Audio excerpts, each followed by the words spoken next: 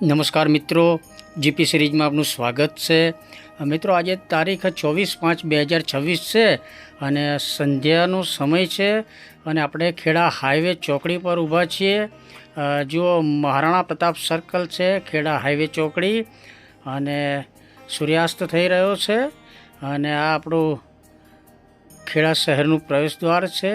શ્રી મુક્તજીવન સ્વામી બાપા પ્રાગટ્ય ધામ મંદિર દ્વારા આ સરસ આકર્ષક પ્રવેશદ્વાર આપણા ત્યાં બનાવાયો છે ખેડામાં। અને હાઈવે ચોકડી સતત ટ્રાફિકથી ઉભરાતો આ રોડ છે અને હાઈવે ચોકડી પર સવાર સાંજ તો જબરજસ્ત આવો ટ્રાફિક હોય છે। શેરડી નદી તરફ નવો બ્રિજ બનવાનો છે અને પાત્રે કાંઠે પણ નવો બ્રિજ બનવાનો છે, પરંતુ જે ટ્રાફિકનું ભારણ છે એ આપણા ખેડા રોડ પર બહુ જ વધી ગયું છે। અને એ પૈકી આપણા ખેડા શહેરનો આંતરિયાળ રોડ, આપણો જે બસ સ્ટેશન રોડ છે, ચોકડીથી મહેમદાવાદ રોડ, એમાં પણ આઉટસ્ટેટની બહુ જ મોટી મોટી ગાડીઓ અને લક્ઝરીઓ અને ટ્રેલર ને બધું બહુ જ વાહન અહીંથી અવર જવર કરતા હોય છે। એટલે આપણે સ્થાનિક જે આપણા લોકલ આ વાહન ચાલકો છે એમને દરરોજ સવાર સાંજ અમદાવાદનો ટ્રાફિક હોય એવો અહેસાસ થાય છે। ગેટવે ઓફ ખેડા શહેર તરફ મહેમદાવાદ તરફ જવાય છે। પાછળ વાત્રક નદી અને વાત્રક કમાનવાળો બ્રિજ છે અને અહીંયાથી આગળ શેરડી નદી એટલે માતર તારાપુર તરફ જતો રોડ છે। ખેડા હાઈવે ચોકડી, ટ્રાફિક અને સંધ્યાનો નજારો આપ જોઈ રહ્યા છો।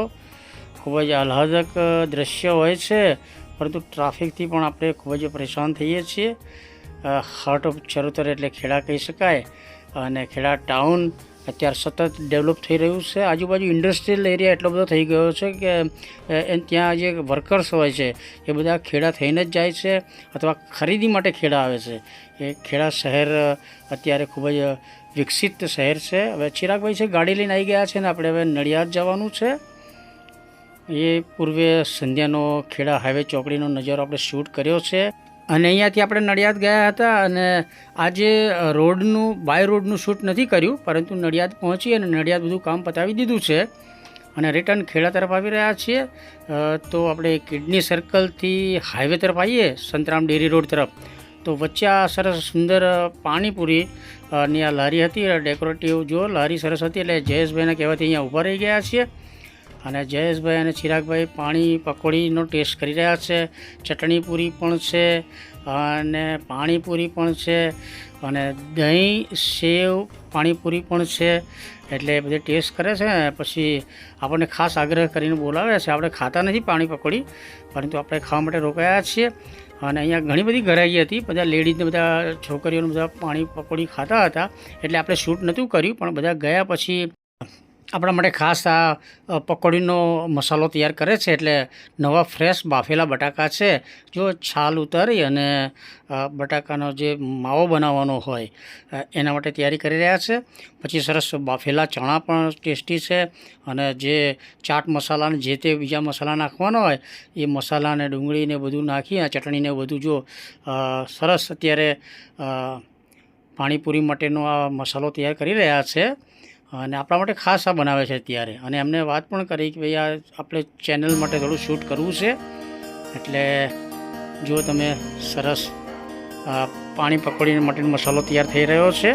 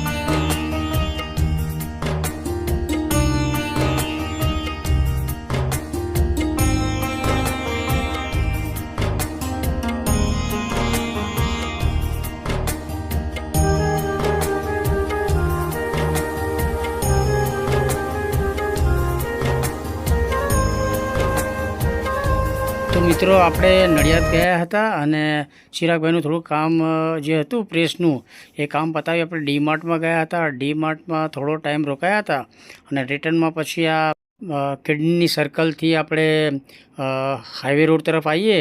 એ રોડ ઉપર બ્રિજ ઉપર થઈ અને હાઈવે તરફ આવવાનું છે. અંદર શહેરની અંદર બધું આપણે જે બસ સ્ટેશન છે ત્યાં રોડ રસ્તાનું બધું કામકાજ ચાલુ છે, એટલે આપણે બહારથી જ આવ્યા હતા અને ડીમાર્ટમાં જઈ અને પછી થોડી ખરીદી કરી છે. અને પછી રિટર્નમાં આપણે બ્રિજની પહેલાં આ જે સુંદર પાણીપુરીની લારી હતી ત્યાં થોડો નાસ્તો ને એવું કર્યું છે. અને જયેશભાઈ હોય એટલે હંમેશા પાણી પકોડી ખાવા આપણે જઈએ જ છીએ અને આપણે એકાદ બે પકોડીને એવું ટેસ્ટ કરીએ છીએ. અને આ વખતે તો પેલું દહીં પૂરીને એવું સરસ ડિશ બનાવડાવી હતી એટલે થોડો 2-3 પકોડી વધારે ખવાઈ ગઈ છે અત્યારે. અને જો રાત્રિનો નજારો નડિયાદ મહાનગરપાલિકા આ સંતરામ સમાધિ આપણે ડેરી કહીએ છીએ એ તરફ જવાય છે. અને અહીંયાથી હાઈવે આપણે જવાનું છે, કેનાલ છે અને અહીંયા આપણું સ્વામિનારાયણ મંદિર આવેલું છે. કોઈ જ ભવ્ય વિશાળ સ્વામિનારાયણ મંદિર છે અને એનું પણ આપણે વિડીયો કવરેજ કરેલું છે, એના પણ બ્લોગ શેર કરેલા છે. અને આપણે રોડ રસ્તાનું તો નડિયાદનું ઘણીવાર શૂટ કરેલું છે. એટલે હવે અહીંયાથી ખેડા આવવાનું છે એટલે લાસ્ટ આ સ્વામિનારાયણ ભગવાનના દર્શન કરી અને એટલે મંદિરના બહારથી દર્શન કરી અને હવે આપણે ખેડા આવી જઈશું. તો મિત્રો આ સાથે આપણે નડિયાદ ખાતે દહીં સેવ પાણીપુરીનો વિડીયો ડેલી વ્લોગના ભાગરૂપે શેર કરીએ છીએ. આ વિડીયો ગમે હોય તો એને લાઈક કરો, શેર કરો અને જીપી સિરીઝ ચેનલ સબસ્ક્રાઈબ કરો. જય હિન્દ, વંદે ગુજરાત.